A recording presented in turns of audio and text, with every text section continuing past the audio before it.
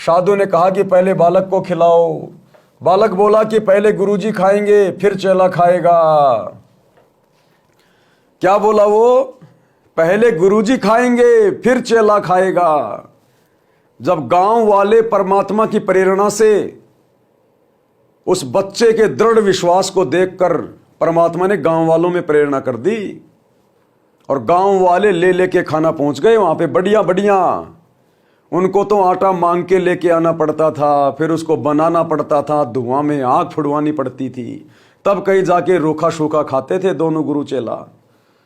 अब परमात्मा ने ऐसी प्रेरणा कर दी उस बच्चे के दृढ़ विश्वास को देखकर गांव वाले खाना लेके पहुंच गए। परमात्मा ने प्रेरणा कर दी और बाबा जी के पास जाके बोले, बाबा जी खाना खाओ।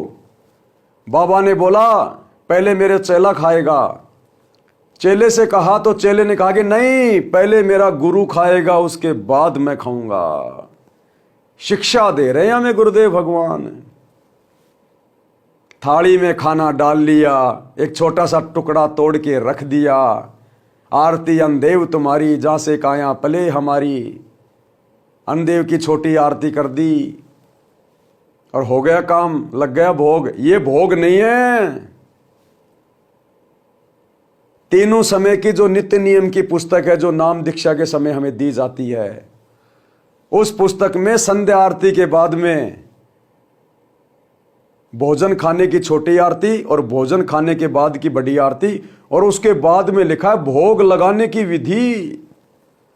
उस भोग की आरती के साथ अपने गुरु को भोग लगाया जाता है, जिसके विषय में गीता अध्याय 3 श्लोक नंबर 13 में स्पष्ट लिखा हुआ है कि पूर्ण परमात्मा को भोग लगाए बिना जो अन्न पकाते हैं, जो अन्न खाते हैं, वो तो पाप खाते हैं, पाप। तो भाई इस पूरी दुनिया को तो नहीं पता वो परमात्मा कौन है आज धरती पे, इसलिए दुनिया तो पाप खा रही है। भले वो 56 प्रकार के आइटम खा रही है, लेकिन पूर्ण परमात्मा की जानकारी के अभाव में, पूर्ण परमात्मा को भोग लगाए बिना दुनिया केवल पाप खा रही है, पाप। लेकिन आज आप और हमें तो इस बात का पता चल गया कि धरती पे पूर्ण परमात्मा कौन है। हमारे गुरुदेव सतगुरु रामपाल जी यही कबीर भगवान है, वेद जिनके विषय में चीख चीख के गवाही दे रहे हैं। आज भला हम अपने गुरु को भोग लगाए बिना कैसे खा सकते हैं? कैसे हम वो पाप का अन्न खा सकते हैं? तो उस चेले ने क्या कहा कि पहले मेरा गुरु भोजन करेगा, उसके बाद मैं भोजन करूंगा। ये आध्यात्मिक नियम होता है। गुरु को भोग लगाने के बाद फिर वो बचा हुआ भोजन प्रसाद बन जाता है और उस प्रसाद को खाने से फिर शिष्यों के पाप कर्म कटते हैं। तो भाई और बहनों, आप और हमारा कितना बड़ा सौभाग्य सत्सेवक भाई बहनों का, जो साध संगति से जुड़े हुए हैं। हम पिछले 3-4 वर्षों से अपने गुरुदेव भगवान को पहले भोग लगाते हैं, भोग की आरती के साथ। आज लग्या साहिब को भोग दीन के टुकड़े पानी का। सबसे पहले मंगलाचरण, फिर हम गुरुदेव भगवान से अरदास करते हैं भोजन की थाली रखकर। घर घर में बेड लगवा दिए परमात्मा ने, इसीलिए लगवाए हैं। गुरुदेव भगवान की चौकी पर भोजन रखकर, भंडारा रखकर, फिर हम गुरुदेव भगवान से अरदास करते हैं कि हे परमपिता परमात्मा, सारी सृष्टि के रचनहार, कुल मालिक, कबीर परमेश्वर, सतगुरु रामपाल जी भगवान, आप जी का भोग प्रसाद तैयार है। आप अपनी पवित्र रचना से इसे पवित्र करने की कृपा करें। हे परमेश्वर, भोग प्रसाद बनाते समय, लगाते समय या भोग की आरती करते समय यदि हम तुच्छ जीवों से कोई त्रुटि रही हो या कोई त्रुटि रहे तो हमें तुच्छ जानकर अक्षमा करें परवरदिगार, अक्षमा करें परवरदिगार, अक्षमा करें परवरदिगार। उसके बाद फिर हम शब्द गाते हैं, आज लग्या साहिब को भोग दीन के टुकड़े पानी का। उसके बाद फिर हम गुरुदेव से विनती करते हैं, जो उसी पुस्तक में आगे लिखी हुई है, हम विनती करते जी गुरु जी थारे आगे, साहिब थारे आगे। तो कुल मिलाकर ये टोटल 15 से 20 मिनट की प्रोसीजर है यदि हम छोटी भोग की आरती के साथ भोग लगाते हैं तो। और यदि हम बड़ी भोग की आरती के साथ भोग लगाते हैं, जैसा कि हर रविवार को या साध संगतियों में सभी भगत भाई बहन बड़ी भोग की आरती के साथ भोग लगाते हैं, उसमें सबसे पहले मंगलाचरण, फिर गुरुदेव भगवान से भोजन करने की प्रार्थना, और उसके बाद कहाँ से शुरू होती है, मोकू कहाँ ढूंढे रे बंदे मैं तो तेरे पास में, और लास्ट में फिर वही विनती तक, हम विनती करते जी गुरु जी थारे आगे, साहेब थारे आगे। तो ये है प्रोसीजर जिसके विषय में गीता अध्याय 3 श्लोक 13 चीख चीख के बोल रहा है कि पूर्ण परमात्मा को भोग लगाए बिना जो अन्न पकाते हैं वो तो समझो पाप खा रहे हैं। तो ये दुनिया सतयुग से लेकर वर्तमान समय तक केवल पाप खा रही है, पाप। अगर ये पूर्ण परमात्मा को भोग लगाकर दुनिया भोजन कर रही होती तो चौथा युग ये कलयुग नहीं होता। ये चौथा युग कलयुग नहीं कहलाता।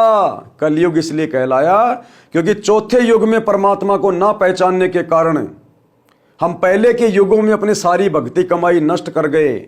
आगे हमारी कमाई बनी नहीं क्योंकि हमने भगवान को पहचाना नहीं। हम देखा देखी शास्त्र विरुद्ध साधना करते रहे जिससे किसी प्रकार का हमें कोई आध्यात्मिक लाभ होना नहीं था, और हम सब कंगाल बन गए, कंगाल। अब इस कलयुग में एक बार फिर से सतयुग क्यों शुरू हो रहा है? क्योंकि अब धरती पे परमात्मा प्रकट है। परमात्मा तो पहले भी धरती पे प्रकट था, संत रूप में हमेशा रहता है, लेकिन आज से पहले किसी ने परमात्मा को पहचाना नहीं, परमात्मा को परमात्मा नहीं माना। जब वे गुरु रूप में आते हैं उनको कोई नहीं मानता, कोई नहीं पहचानता।